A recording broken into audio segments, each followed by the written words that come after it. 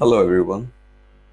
So recently we released Facebook Widget on Feb 3rd, 2020.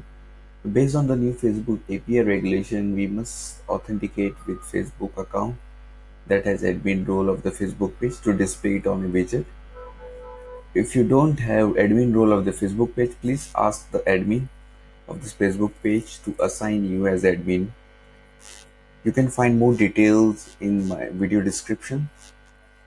Let's begin.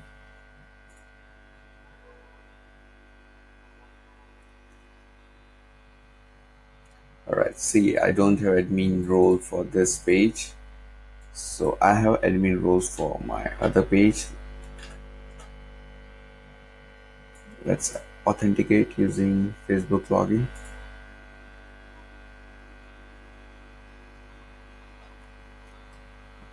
Say continue as user. Alright, so this is my page and it's loading.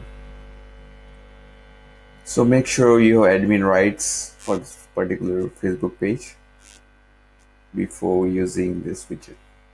Thanks for watching.